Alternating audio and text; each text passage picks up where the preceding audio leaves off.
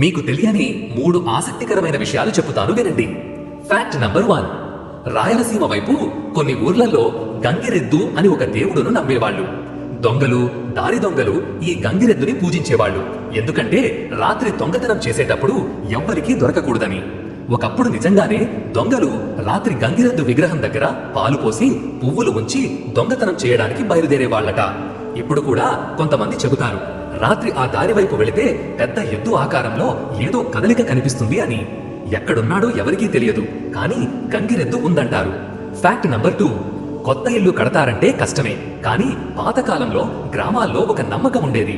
ఇంట్లో గోడల మధ్య చిన్న విగ్రహం లేదా చిన్న రాయి పాతిపెట్టేవాళ్లు. ఎందుకంటే ఆ దేవత ఇల్లుని రక్షిస్తుంది అని, కలహాలు రాకుండా చూస్తుంది అనేది పెద్దవాళ్ల నమ్మకం. ఇంట్లో ఎవ్వరూ చూడకుండా దాచాలి, బయటకు తీయకూడదు అని చెబుతారు. ఇప్పుడు చాలా మంది ఈ ఆచారం మర్చిపోయారు, కానీ కొంతమంది ఊర్లలో ఇంకా గోడల్లో ఆ దేవత దాగే ఉంది అని అంటారు. Fact number 3.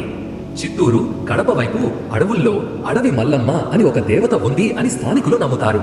ఎవరైనా అడవిలో చెట్లు కాపాడకుండా తారుమారు చేస్తే అడవి తల్లి మల్లమ్మ కోపిస్తుందట. పాతకాలంలో అడవిలో ఏదైనా తీయాలంటే పువ్వులు కాని, పండ్లు కాని, తాటి ఏది అయినా ముందుగా అడవి మల్లమ్మకు చిన్న పూజ చేసి మాత్రమే తీసుకునేవాళ్లు. ఇప్పుడు కూడా కొంతమంది అడవి ఒడ్డున చిన్న విగ్రహం పెట్టి పూలు వేయడం చూస్తుంటారు. ఇది నిజంగానే కొన్ని ఊర్లలో ఇంకా కొనసాగిస్తారు. మరిన్ని వీడియోస్ కోసం సబ్స్క్రైబ్ చేయండి.